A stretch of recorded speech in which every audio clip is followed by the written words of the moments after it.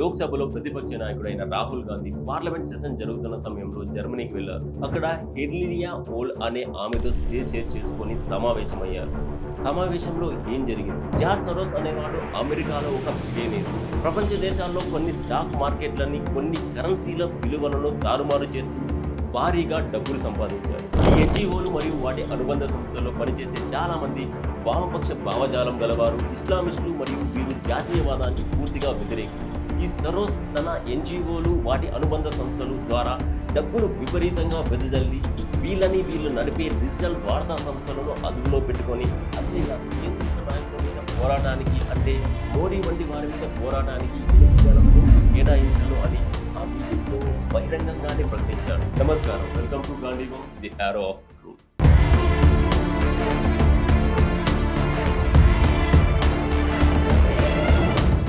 లోక్సభలో ప్రతిపక్ష నాయకుడైన రాహుల్ గాంధీ పార్లమెంట్ సెషన్ జరుగుతున్న సమయంలో జర్మనీకి వెళ్లారు. అక్కడ బెర్లిన్లో హెల్టీ స్కూల్లో ఒక కార్యక్రమంలో పాల్గొన్నారు. అక్కడ హెర్లినియా ఓల్ అనే ఆమెతో స్టేజ్ షేర్ చేసుకొని సమావేశమయ్యారు. సమావేశంలో ఏం జరిగింది? హెల్టీ స్కూల్ ఈవెంట్లో రాహుల్ గాంధీ ఇండియాలో ప్రజాస్వామ్యంపై దాడులు జరుగుతున్నాయని, ఈడీ, సిబిఐ వంటి ఏజెన్సీలను దుర్వినియోగం చేస్తున్నారు అని, హర్యానా, మహారాష్ట్ర ఎన్నికల్లో అక్రమాలు జరిగాయని మాట్లాడారు.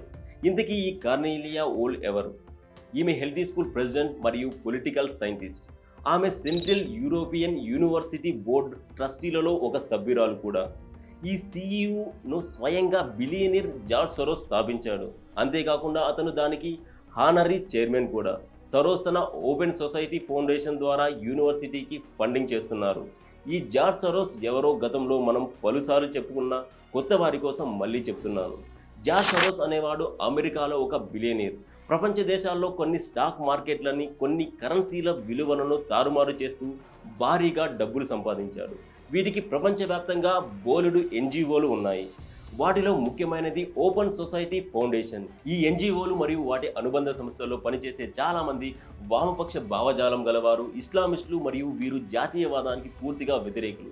ఈ సరోస్ తన ఎన్జిఓలు, వాటి అనుబంధ సంస్థలు ద్వారా డబ్బును విపరీతంగా వెదజల్లి వీళ్ళు నడిపే డిజిటల్ వార్తా సంస్థలను అదుపులో పెట్టుకొని వాటి ద్వారా ఆయా దేశాల్లో రాజకీయాలను, ప్రజా ఆలోచన విధానాన్ని ప్రభావితం చేయడానికి గట్టిగా ప్రయత్నిస్తుంటారు.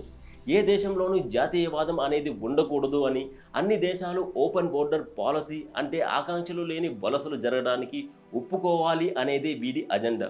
దానికి భారత్లో అడ్డుగా ఉన్న మోడీ 2019 ఎన్నికల్లోనే ఓడించడానికి అన్ని ప్రయత్నాలు చేసి విఫలం చెంది నిరాశ చెందాడు. అందుకే ఆ ఉక్రోషంతోనే 2019 తరువాత ఈ సోరోస్ నేరుగా భారతీయ రాజకీయాలను ప్రభావితం చేయడం మొదలుపెట్టాడు.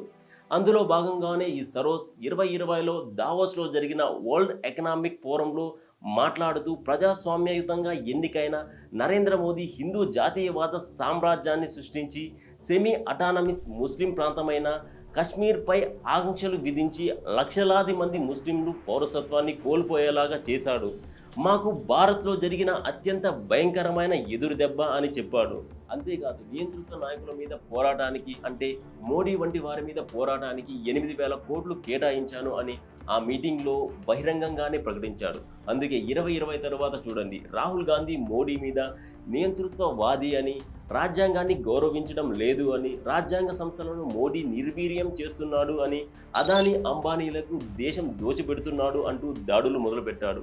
ఇదే వరుసలో 2023లో అదానీ గ్రూప్ మీద హిడెన్బర్గ్ రిపోర్ట్ బయటకు రాగానే ఈ రిపోర్ట్లో నరేంద్ర మోదీని బలహీనపరుస్తుంది అని, దీనివల్ల మోదీ పోయి భారత్లో మళ్ళీ ప్రజాస్వామ్యం వెల్లివిరుస్తుంది అని, అన్ని రాజ్యాంగ సంస్థలు మళ్ళీ రక్షింపబడతాయి అంటూ ఈ సోరోస్ కూశాడు. ఈ సోరోస్ పై డైలాగ్స్ పరిశీలించి చూడండి.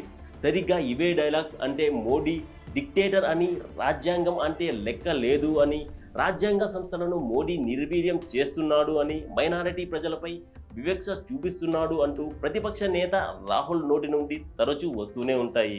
అందుకే ఈ రాహుల్ ఆ సోరోస్ సూచనలకు అనుగుణంగా పనిచేస్తున్నాడు అని అనిపిస్తుంది. ఇప్పుడు జర్మనీ పర్యటనలో చూడండి, నేరుగా సోరోస్ ఏజెంట్తో సమావేశం, భారత్ రాజ్యాంగ వ్యవస్థ మీద విషం కక్కుతూ ఆ సోరోస్ అజెండాను అక్షరాలా అమలు చేస్తున్నాడు. ఇదేంటి, రాహుల్ గాంధీ ఇలా సోరోస్ ఏజెంట్ని కలిసి భారత్కి వ్యతిరేకంగా వ్యాఖ్యలు చేస్తున్నాడు అని రాహుల్ సలహాదారుడు శామ్ పిట్రోడాను అడిగితే, ఎవరెవరికి ఏ లింకులు ఉన్నాయో మాకెలా తెలుస్తుంది, అయినా కలిసినా తప్పేముంది, ఎవరు ఏం అనుకున్నా మేము లెక్క పెట్టం అని చెప్పాడు. A group of about 110 countries democratic parties is called Progressive Alliance.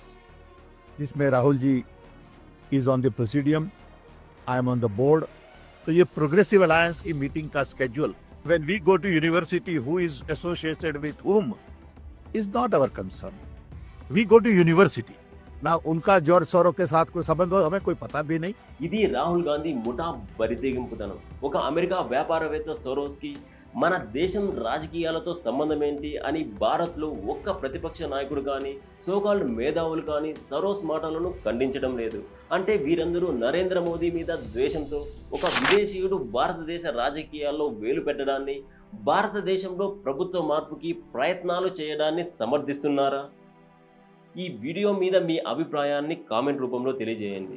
ఈ వీడియో కనుక మీకు నచ్చినట్టయితే లైక్ చేయండి, షేర్ చేయండి.